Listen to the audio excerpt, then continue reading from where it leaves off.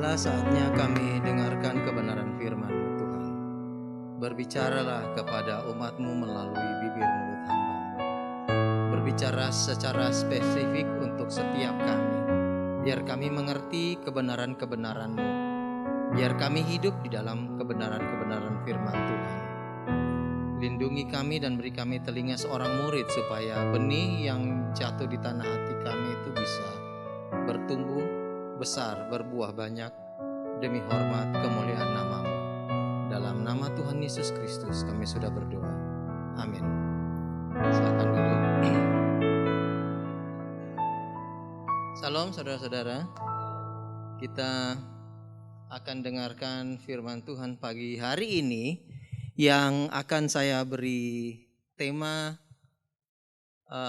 Ur Kasdim harus ditinggalkan. Sekali lagi, tema khotbah saya hari ini adalah Ur Kasdim harus ditinggalkan. Untuk beberapa orang dari kita, mungkin Ur Kasdim itu sudah familiar. Kita pernah dengar nama itu, karena itu disebutkan dalam Alkitab, dalam kitab Kejadian. Beberapa dari kita juga mungkin tidak terlalu familiar dengan kata-kata itu, bahkan mungkin ada yang merupakan kata baru buat mereka, buat kita semua. Apa itu Ur Kasdim? Nah, sebelum saya jelaskan apa itu Ur Kasdim, kita sebaiknya baca di Kejadian pasalnya yang ke-12, ayatnya yang pertama.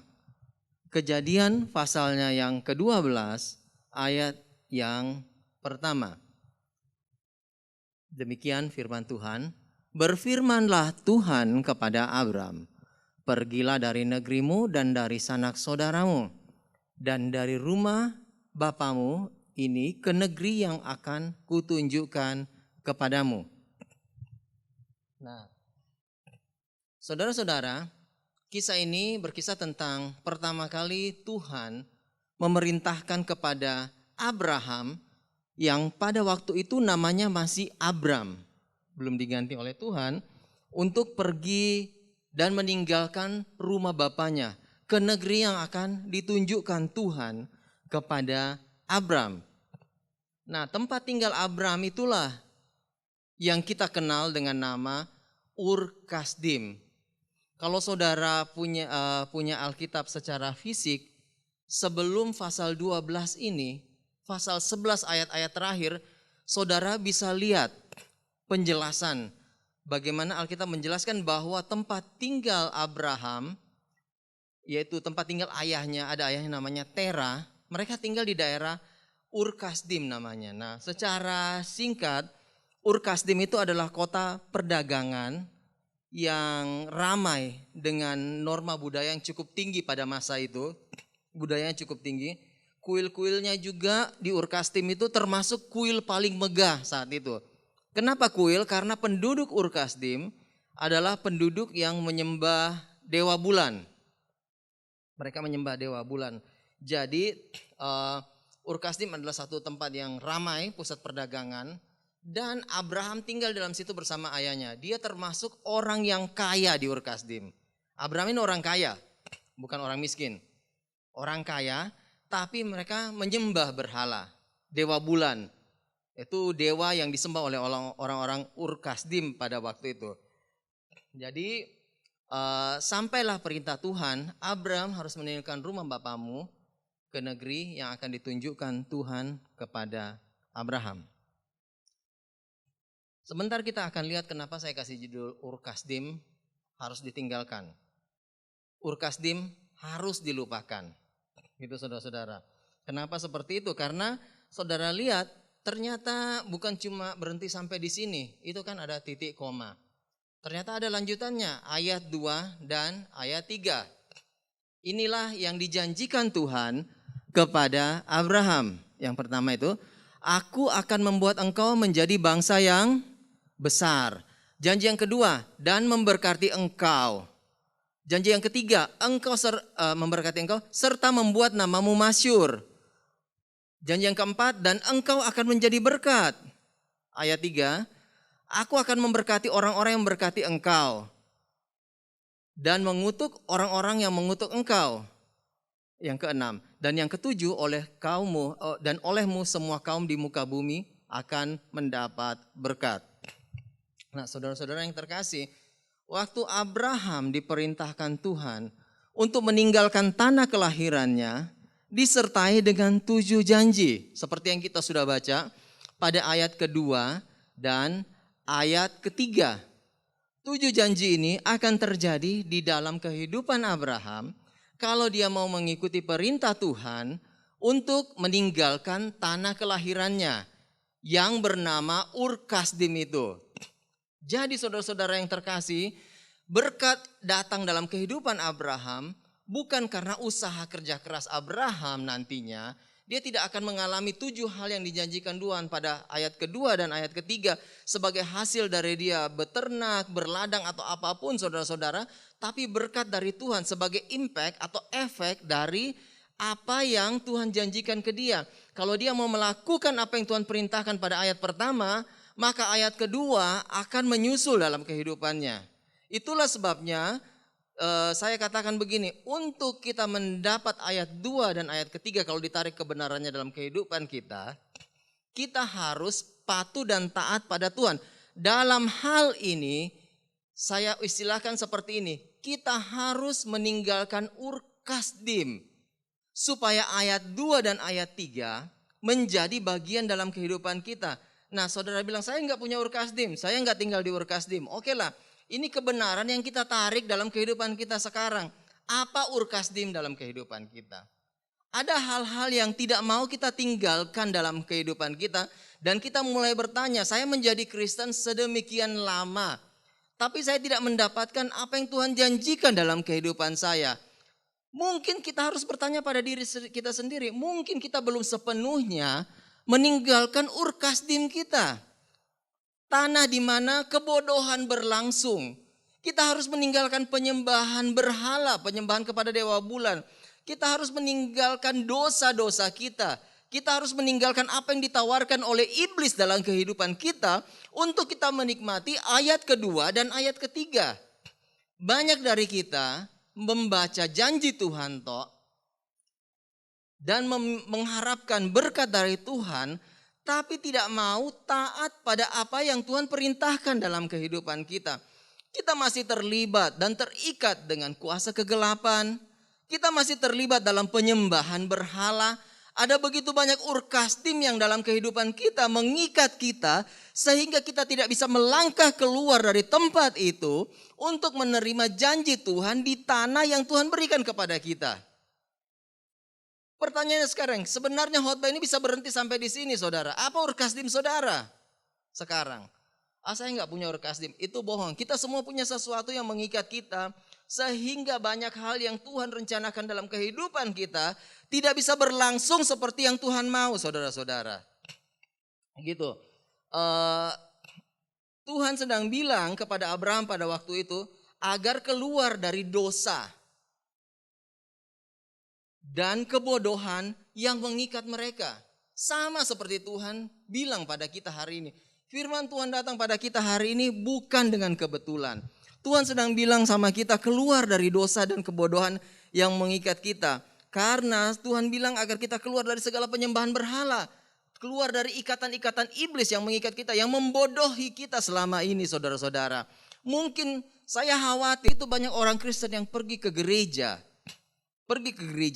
Mereka menyembah Tuhan, tapi mereka juga sedang menyembah ilah-ilah lain tanpa mereka sadari. Ada hal-hal yang mengikat orang-orang Kristen begitu erat sehingga orang-orang Kristen tidak efektif menjalankan perintah Tuhan, menerima berkat Tuhan, kekayaan rohani yang sudah Tuhan siapkan buat kita sejak awal dunia ini dijadikan. Kita tidak bisa menerimanya karena kita sendiri merasa berat untuk meninggalkan Ur Kasdim kita. Contoh kecil saja, Lot sekalipun dia sudah keluar, tapi ada hal-hal yang mengikat dia. Bahkan salah satu contoh, istri Lot waktu Sodom dan Gomora mau dihancurkan saudara-saudara, malaikat berkata begini, aku berbelas kasih kepada keluarga ini. Aku akan melepaskan mereka dari situ, dan malaikat sudah kasih kesempatan, lari sekencang-kencangnya. Jangan sampai bencana ini menyusul engkau. Lari dan jangan menengok ke belakang. Saudara tahu cerita itu kan? Istri Lot lupa dan menoleh ke belakang. Hei, jadi tiang garam. Nah, istri Lot menjadi tiang garam karena apa? Karena dia masih berat untuk meninggalkan Ur Kasdim dia. Pada masa-masa seperti ini mungkin tidak ada dari kita yang menjadi tiang garam. Samanya beda, caranya beda, saya tidak tahu. Mungkin juga Tuhan akan kerjakan itu suatu hari nanti. Mungkin karena Tuhan kita kan tidak bisa tertebak. Dia kreatif, dia bisa bikin apa aja. Tapi yang jadi masalah di sini, waktu Tuhan perintahkan kita untuk melupakan Ur Kasdim kita. Hal-hal yang mengikat kita selain Tuhan, pada saat itu kita sedang berada pada titik yang berbahaya dalam kehidupan kita. Ada begitu banyak keluhan. Kita tidak bisa menikmati hidup kita. Kita tidak bisa menikmati berkat yang Tuhan berikan buat kita secara penuh. Kita tidak bisa menikmati kelimpahan yang Tuhan sediakan buat kita secara utuh, secara penuh. Karena apa? Karena kaki kita berat melangkah untuk meninggalkan Ur Kasdim kita. Ilah-ilah yang ada di belakang kita, saudara-saudara. 7 janji itu hanya terjadi akibat dari ketaatan. Itu toh, tidak ada usaha Abraham. Mungkin Abraham berusaha. Alkitab kan bilang, orang boleh berusaha, Tuhan yang menentukan, gitu loh. Orang boleh membangun kota, orang boleh berencana, tapi Tuhanlah yang membangun kota gitu. Sia-sia orang menjaga kota, kalau bukan Tuhan yang menjaganya. Artinya sekalipun kita berusaha, tapi kalau Tuhan tidak memberkati, tidak akan jadi gitu loh, saudara-saudara. Nah, usaha kita cuman bagian dari ketaatan kita kepada Tuhan. Itulah sebabnya kita nggak perlu sujud menyembah kepada dewa-dewa lain. Kita tidak perlu tunduk pada penguasa-penguasa dunia ini. Sejauh kita taat kepada Tuhan dan meninggalkan Ur Kasdim, Tuhan akan memberkati kita dengan segala kelimpahan yang memang Tuhan sediakan buat kita. Jangan salah tanggap dengan saya mengenai kelimpahan. Sering kali saya berbicara begitu, orang bilang, oh kalau begitu ya Abraham saudara mesti tahu dia sudah kaya sebelum ini saudara. Sebelum Tuhan suruh dia keluar, dia orang kaya di Ur Kasdim. Tapi Tuhan suruh dia keluar untuk menikmati kekayaan yang sebenarnya. Yang bisa bikin dia bahagia, yang bisa membuat dia menjadi berkat bagi bangsa lain. Yang kekayaannya itu bisa menjadi berkat buat orang-orang lain juga, bukan untuk dinikmati sendiri. Dengan satu syarat, dia harus meninggalkan tanah di mana dia dilahirkan. Dalam hal ini kita berbicara tentang Ur Kasdim. Apa yang Abraham alami ini, saudara dan saya bisa alami juga. Kita tidak bisa bilang, oh itu kan perjanjian lama Pak. Itu bagian daripada Abraham, kita nanti lain lagi. Coba saudara baca di Galatia 3, ayatnya yang ke-9.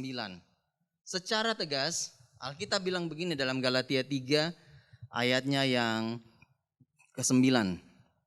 Jadi, mereka yang hidup dari iman, merekalah yang diberkati bersama-sama dengan Abraham yang beriman itu. Nah, kalau kita hidup dalam iman, ikut apa yang Tuhan mau, ikut apa yang Tuhan perintahkan dalam kehidupan kita, tinggalkan Ur Kasdim itu, maka kita akan menikmati kelimpahan hidup. Kita akan menikmati hidup yang damai sejahtera. Kita akan menikmati hidup yang cukup karena kita mengikuti apa yang Tuhan perintahkan dalam hidup kita. Bukan cuma Abraham yang bisa menikmati hal itu. Lalu mungkin saudara nanya, Ur Kasdim saya apa? Contoh-contoh Ur Kasdim itu apa? Saya pikir kita bukan anak kecil untuk mengerti apa itu Ur Kasdim dalam kehidupan kita. Tapi Ulangan pasalnya yang ke-28 ayat 13 sampai 14 itu satu contoh yang bagus. Ulangan pasalnya yang ke-28 ayat 13 sampai 14 itu berbicara tentang Tuhan mau jadikan kita kepala dan bukan ekor. Saya akan bacakan.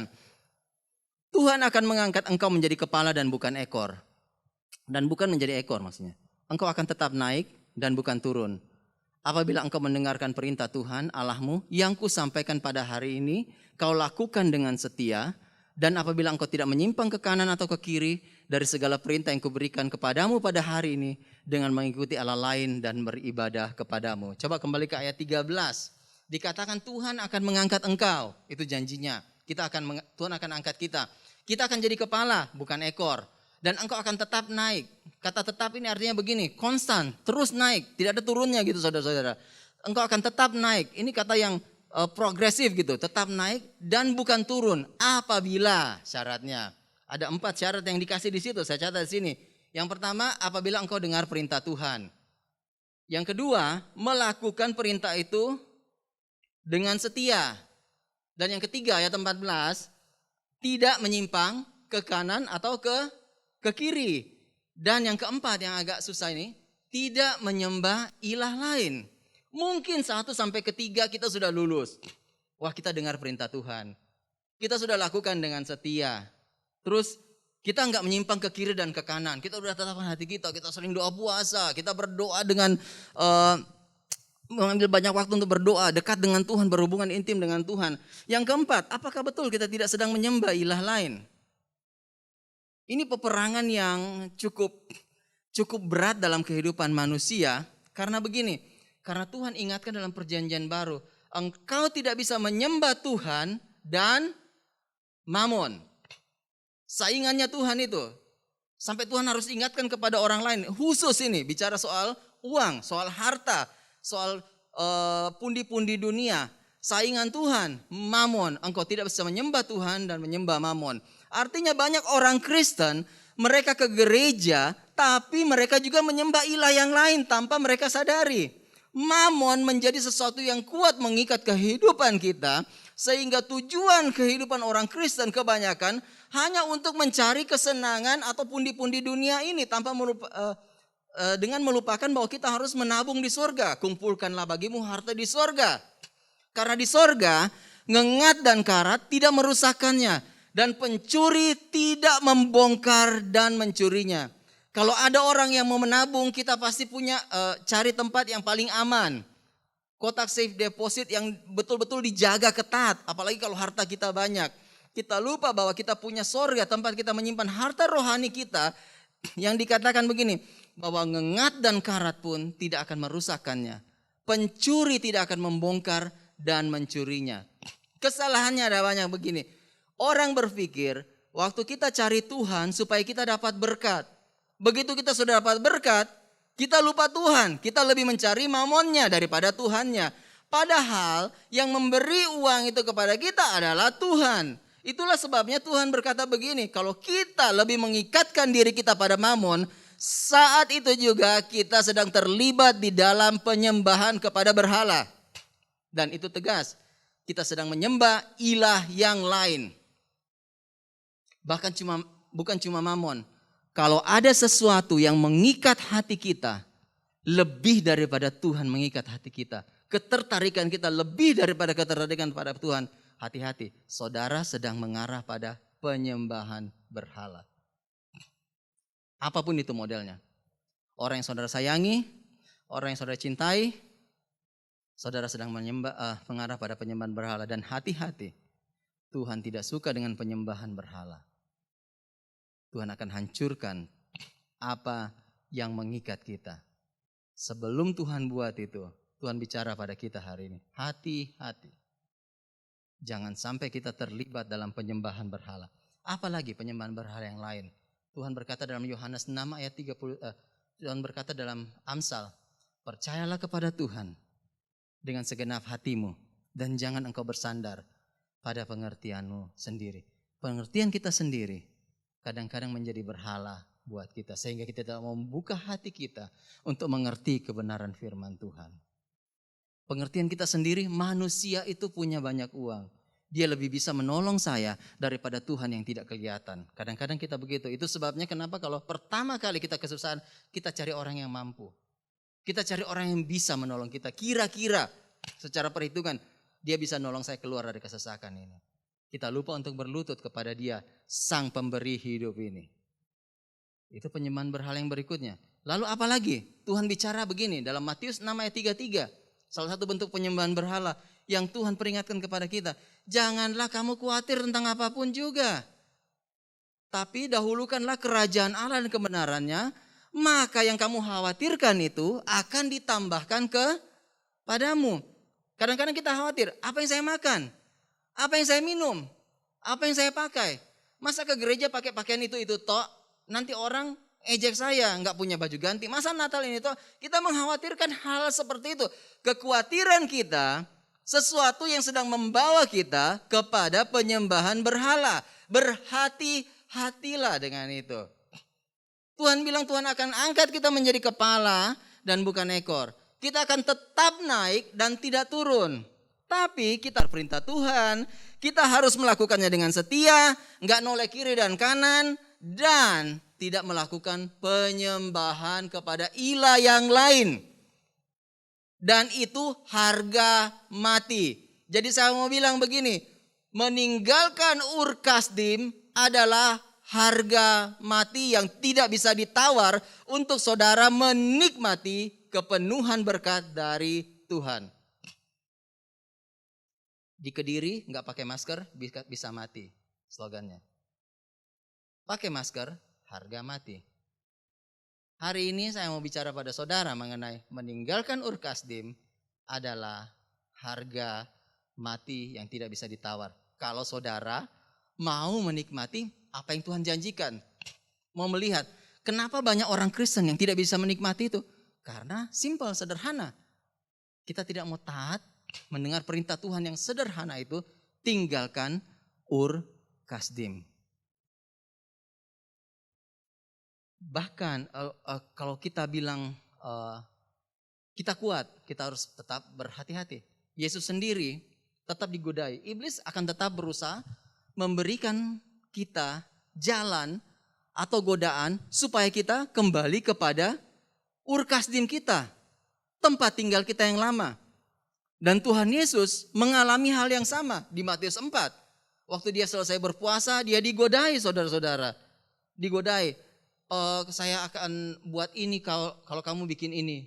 Tuhan jawab dengan firman. Saya akan buat ini kalau kamu bikin ini. Yang terakhir dia bilang begini, saya akan berikan seluruh isi dunia ini kalau kamu menyembah aku. Ur Kasdimnya. Komplit tadi, menyembah ilah yang lain. Dan Yesus jawab dengan firman. Perhatikan, iblis datang bukan saat kita itu lagi santai-santai saudara. Iblis datang justru waktu kita sedang kuat-kuatnya.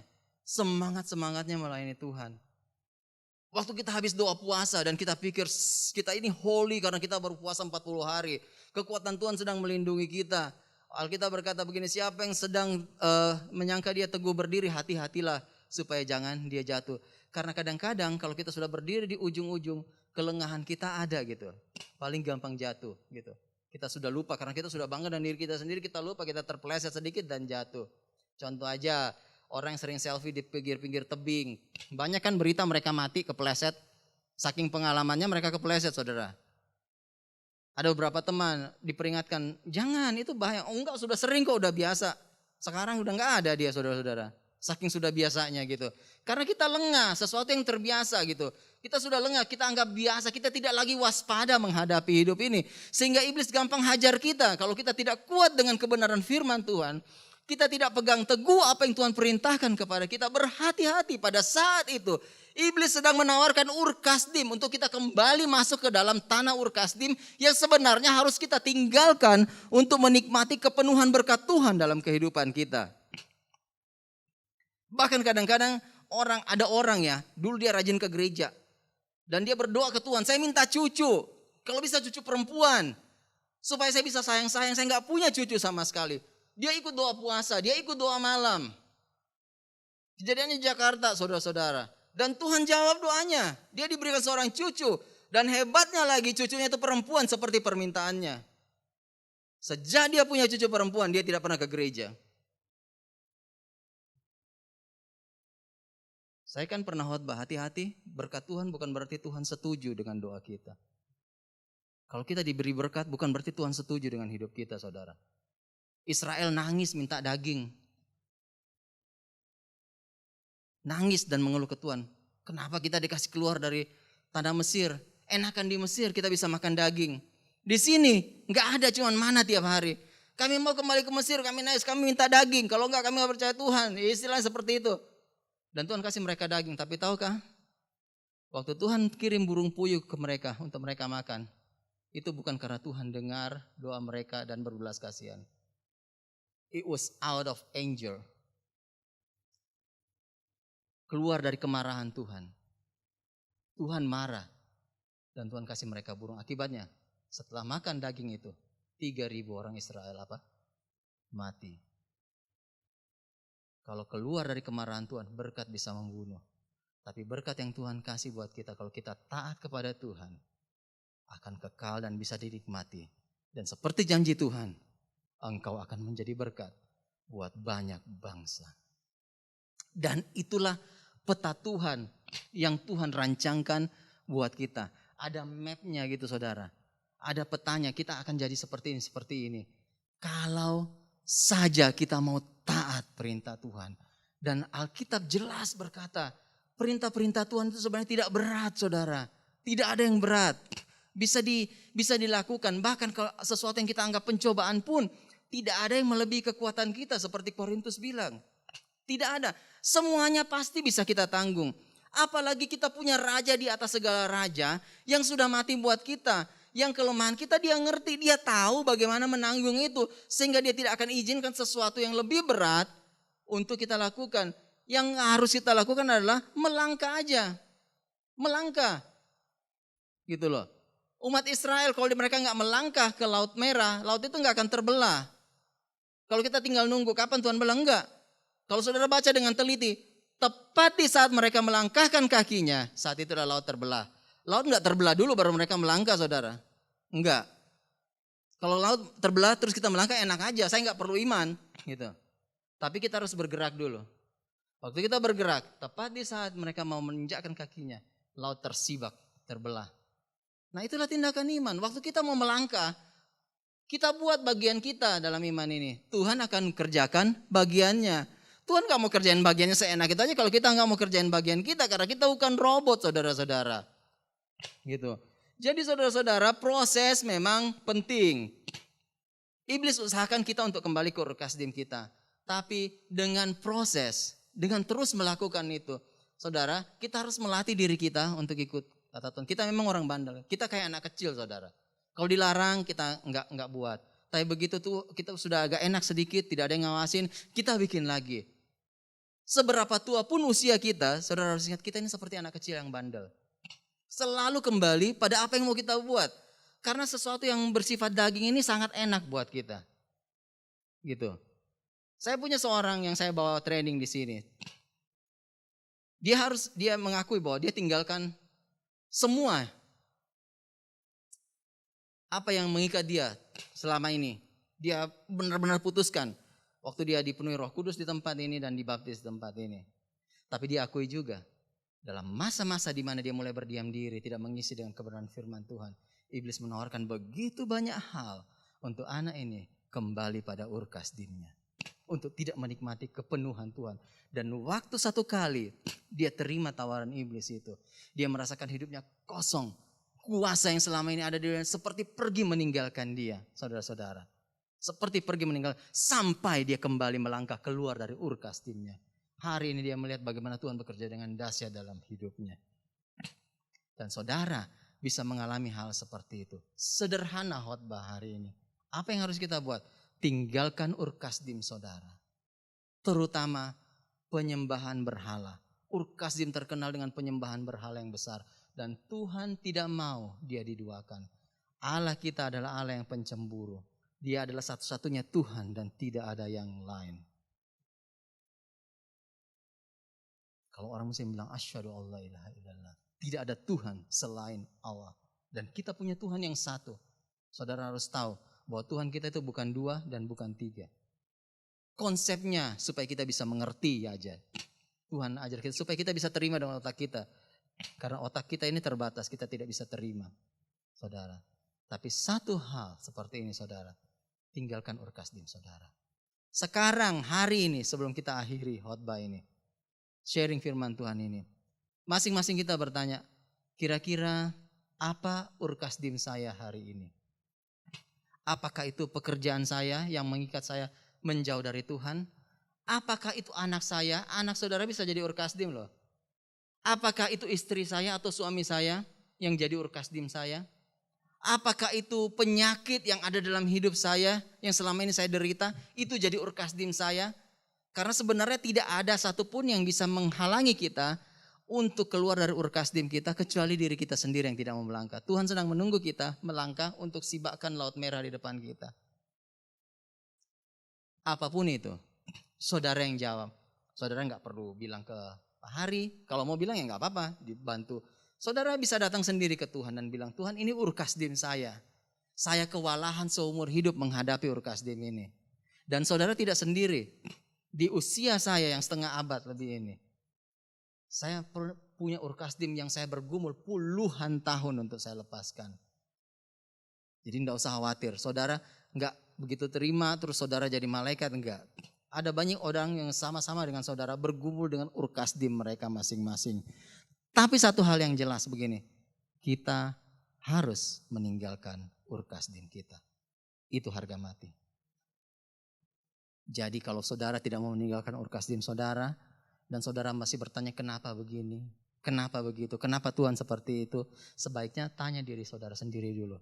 Benarkah saya sudah sungguh-sungguh meninggalkan Urkasdim yang Tuhan perintahkan untuk saya tinggalkan, dan kemudian saya ada di tempat di mana saya ada di track yang benar dalam hidup saya untuk Tuhan memberikan berkat kepada saya. Ada 7 janji Tuhan dalam hidup Abraham. Saudara bisa baca lagi sendiri. Saya tidak akan ulang karena kita sudah baca tadi. Semua janji itu berlaku untuk kita juga sebagai keturunan Abraham. Kalau orang hidup beriman, maka imannya mereka hidup bersama menikmati berkat yang Tuhan limpahkan juga buat Abraham. Masalahnya begini, mau enggak kita melangkah keluar dari Urkasdim kita? Kenapa saya ulang? Karena kadang-kadang kita pulang kita sudah lupa. Supaya saya ulang kata Urkasdim supaya saudara jadi bosan dengar kata ini. Sampai saking bosannya saudara ingat kata itu. Ini pendeta kok ulangi Urkasdim terus. Ya enggak apa-apa, supaya saudara ingat bahwa saudara harus tinggalkan itu Urkasdim. Dan itu harga mati. Supaya saudara jijik dengan Urkasdim saudara. Saudara tidak mau tinggal di situ lagi karena itu tanah kekotoran, tanah kenajisan, tanah di mana penyembahan berhala terjadi. Dan Tuhan jijik dengan hal-hal seperti itu. Sehingga Tuhan tidak memberkati kita secara penuh. Karena apa? Karena kejijikan, penyembahan berhala tidak pernah bisa bersatu dengan kekudusan Tuhan, saudara. Tidak pernah. Jadi jangan heran kalau kita tidak menikmati kepenuhan Tuhan. Cuma karena kita tidak taat satu ini. Berkat bukan hasil dari kerja keras. Berkat adalah hasil dari ketaatan. Hasil dari ketaatan. Beda dengan orang dunia ini. Saya kerja keras supaya saya dapat berkat. Beda dengan Tuhan. Saudara taat dengan Tuhan. Tuhan bilang, Tuhan memberkati orang yang dikasihinya pada waktu ia tidur. Ada di Alkitab. Baca di Amsal. Tuhan memberkati orang yang berkenan kepadanya pada waktu orang itu tidur. Artinya begini, bukan kita tidur kita dapat berkat. Tapi begini, kita tidak perlu kerja keras lah kalau Tuhan memberkati kita. Diemploy apa gitu. Ditimpa batu meteor sampai itu dijual.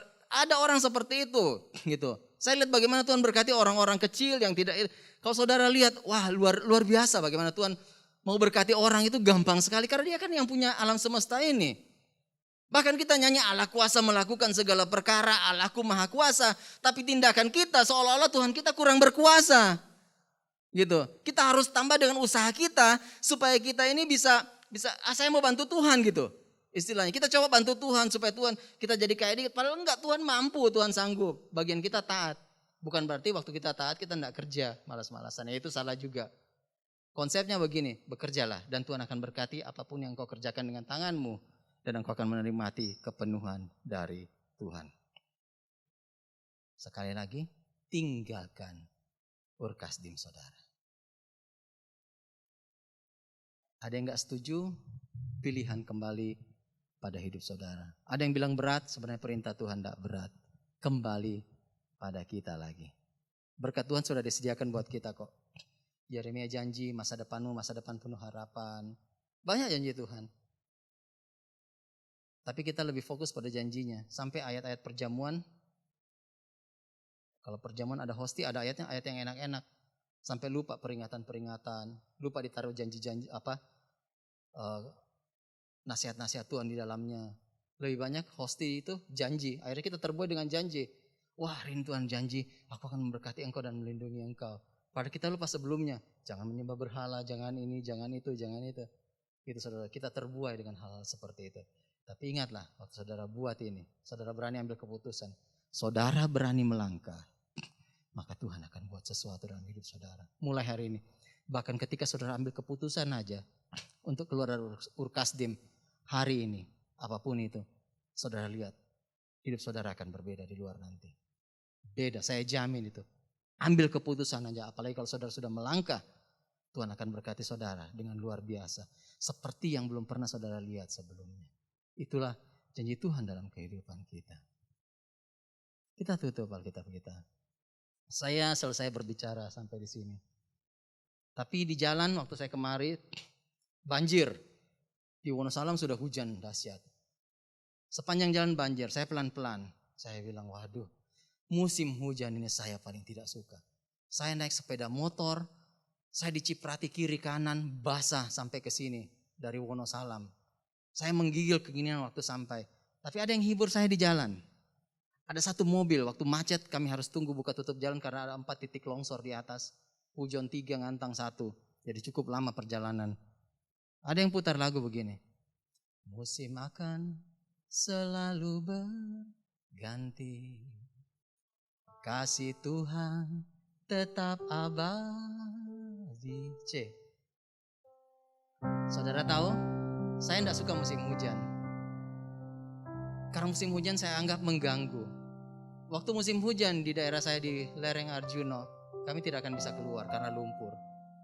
Ke gereja pakai sendal atau telanjang kaki. Supaya sampai gereja kami tidak mengotori. Turun ke pare. Kami harus cuci kaki, bawa sepatu. Harus dibungkus plastik. Saya tidak suka musim itu. Tapi waktu lagu ini, semua musim itu ada berkahnya, ada hikmahnya. Kalau kita jalan dengan Tuhan. Bagaimana bisa jalan dengan Tuhan? Keluar dari urkasdimu. Dan engkau akan nikmati perjalanan yang indah. Musim apapun itu, gak jadi masalah. Musim hujan, musim panas. Kalau di sini cuma 2. Kalau di luar, ada musim semi. Belum selesai kita sibuk ngeruk daun, musim gugur. Tiba-tiba salju sudah turun. Salju belum selesai dikerok. Tiba-tiba sudah musim semi. Baru mau bertumbuh sudah panas-panasnya, musim panas datang. Baru mau nikmati musim panas, terutama di daerah kami perbatasan. Tiba-tiba sudah musim gugur lagi. Tapi semua ada keindahannya. Asal kita jalan dengan Tuhan. Musim hidup kita juga mungkin ada yang 2 macam, ada yang 4 macam. Masing-masing dengan susahnya. Tapi waktu kita berani melangkah keluar dari urkasdim kita. Indah sekali hidup ini bersama-sama dengan Tuhan. Nanti kita saling cerita bagaimana waktu kita keluar dari urkasdim kita, bagaimana Tuhan memberkati kita. Saya pasti dengar kesaksian seperti itu.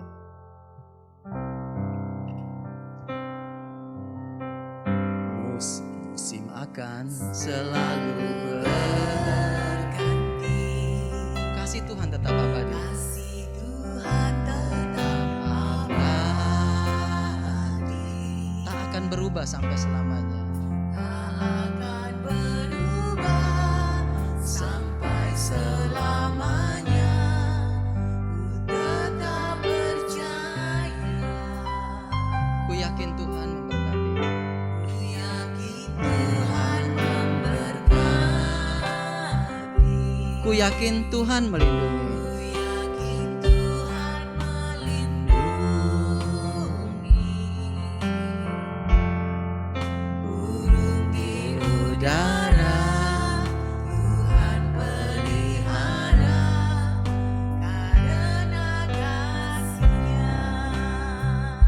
Waktu lagu ini dinyanyikan, saudara ingat enggak? Musim apa yang paling berat dalam hidup saudara? Ada musim yang saudara enggak suka kan? Bukan musim hujan dan musim kemarau loh. Ada masa gitu, berat banget hidup ini. Kalau saya orang yang enggak suka kehilangan. Musim yang paling berat dalam hidup saya kalau kehilangan seseorang. Jadi saya enggak terlalu berani dekat dengan orang karena saya takut kehilangan. Kalau kehilangan itu parah hati saya. Itu kelemahan saya. Saya enggak suka musim itu. Hari-hari ini saya berpikir, musim apapun itu kalau kita jalan dengan Tuhan bisa kok. Langit yang sepertinya mau runtuh pada hari itu ternyata nggak runtuh juga. Bisa dilewati karena ada Tuhan. Betul nggak saudara? Ternyata tidak seburuk yang kita pikir.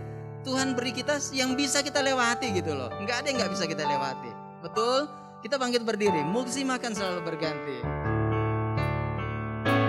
Musim akan selalu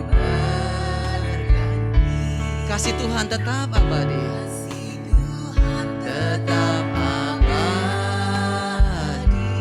Tak akan berubah. Tak akan berubah sampai selamanya. Ku tetap percaya. Ku yakin Tuhan memberkati. Ku yakin Tuhan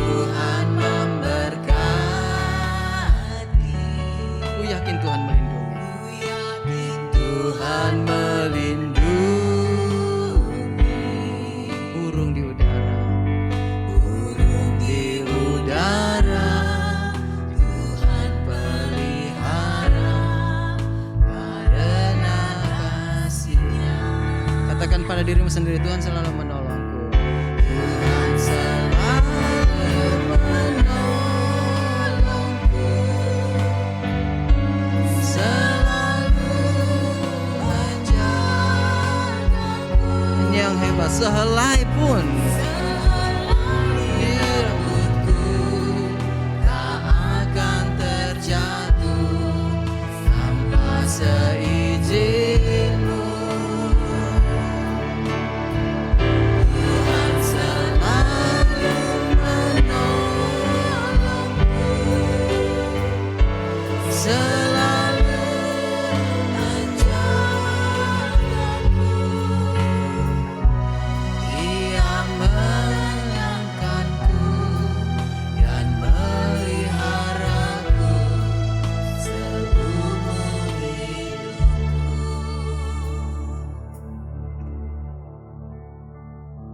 saya akan pulang setelah khotbah ini, saudara. Saya tidak tahu bagaimana kondisi saudara, tapi yang saya tinggalkan firman Tuhan buat saudara, karena firman Tuhan tidak pernah gagal. Saya menasihati kepada saudara dalam nama Tuhan Yesus Kristus. Hari ini ambil keputusan untuk tinggalkan Urkasdimmu.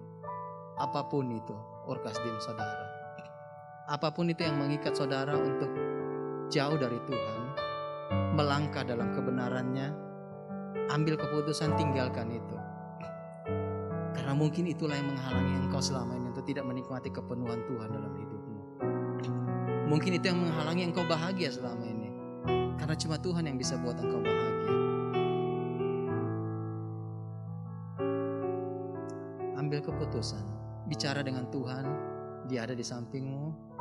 Saya mau tinggalkan Urkasdim saya hari ini, Tuhan. Apapun itu.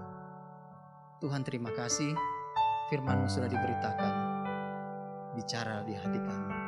Kami percaya firman yang kuasa yang tidak akan pernah gagal, akan terus mengerjakan tugasnya sampai berhasil.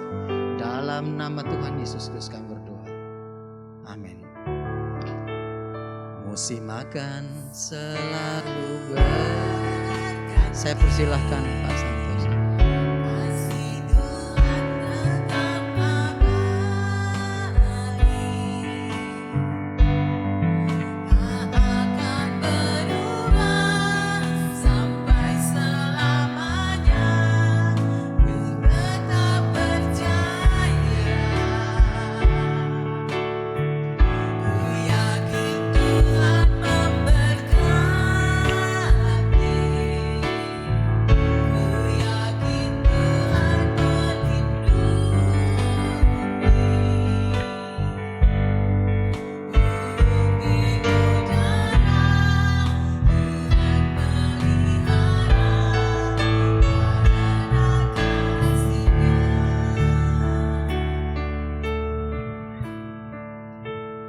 Selamat pagi Bapak Ibu, Shalom.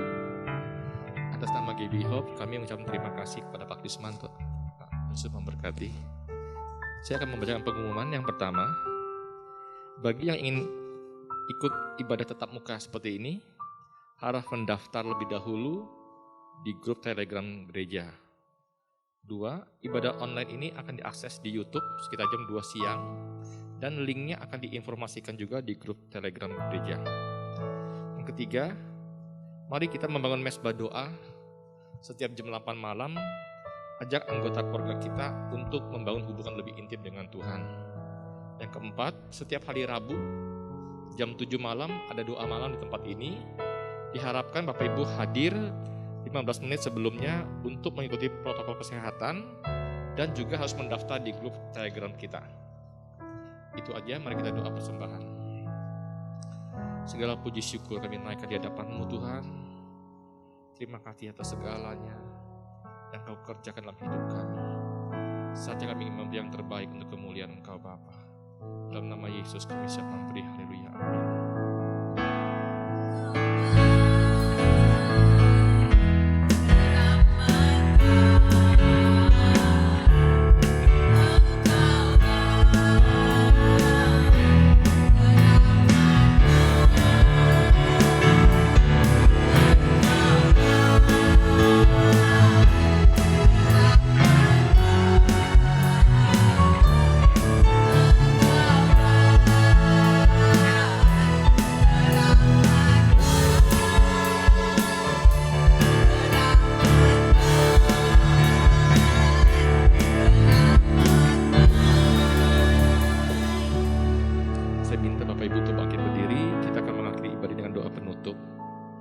Terima kasih Bapa atas segalanya yang Kau kerjakan dalam hidup kami.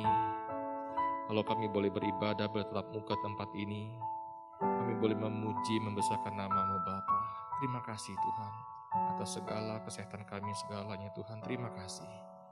Terlebih-lebih Tuhan, firman-Mu telah Kau bentangkan di hati kami. Ajar kami percaya akan apa yang Kau mau kerjakan dalam hidup kami. Seakan pastikan uskadim kami Tuhan, kami percaya tangan kasih-Mu selalu ada atas kami Tuhan. Terima kasih untuk hamba-Mu Pak Krisman yang telah membentangkan firman-Mu di hati kami Tuhan. Pakai beliau lebih lagi Tuhan, dimanapun beliau berada Tuhan. Kau tuntun, Kau sertai Tuhan. Tangan kasih-Mu selalu ada atasnya Tuhan. Biar dia menjadi salam berkat bagi banyak orang. Dan nama Tuhan ditinggikan, nama Tuhan dipermuliakan dalam hidupnya. Kami juga berdoa untuk gembala kami, beri hati hamba, hati gembala dalam hidupnya. Yang tidak jemu-jemu menuntun kami untuk lebih dekat dengan Engkau Tuhan. Berkati istri dan anak-anaknya Bapa. Terima kasih Bapa. Kami bersyukur untuk WL, singer, pemain musik yang terlibat dalam pelayanan ini Tuhan. Terima kasih kalau kami boleh melayani Engkau. Beri kami hati yang lebih murni lagi Tuhan untuk mengasihi Engkau. Sebab pelayanan kami hanya untuk kemuliaan Engkau saja Bapa. Terima kasih Bapa. Kami juga memberkati bangsa kami. Kami mengasihi Indonesia Bapa. Mari Tuhan Kau jamah bangsa kami. Berikan hujan pertobatan, hujan keselamatan. Ampuni segala pelanggaran, segala dosa yang diperbuat oleh bangsa kami. Biarlah Tuhan kasih-Mu melanda Indonesia Bapa. Kami memberkati pemimpin kami Pak Jokowi. Beri dia hikmat-Mu Tuhan. Apapun yang dia putuskan Tuhan, semata-mata hanya untuk kesejahteraan bangsa kami Bapa. Berkati istri dan anak-anaknya. Bahkan juga memberkati pemerintahan kami dari yang paling tinggi sampai yang paling rendah. Kau berkati mereka semua Bapa. Demikian juga Tuhan, seluruh jemaat di tempat ini Tuhan, Kau memberkati keluarga lepas keluarga, pribadi lepas pribadi Tuhan. Pekerjaan, studi, apapun yang mereka kerjakan, jadi mereka berhasil Tuhan. Dan nama Tuhan ditinggikan dalam hidup mereka Bapa. Terima kasih Bapa. Kalau sebentar kami ingin pulang Tuhan, biarlah berkat-Mu selalu ada atas kami semua. Mari jemaat yang kasih Tuhan, kita angkat tangan kita dan arahkan hati kita kepada Bapa di surga. Diberkatilah Engkau berlimpah-limpah dengan segala yang terbaik dari Allah Bapa, kasih-Nya yang sempurna di dalam Yesus Kristus, serta kekuatan, pertolongan, dan penghiburan dari Roh Kudus memampukan engkau untuk hidup di dalam segenap kehendak Allah. Kita yang sudah menerima semuanya itu sama-sama kita katakan amin. Tuhan Yesus memberkati.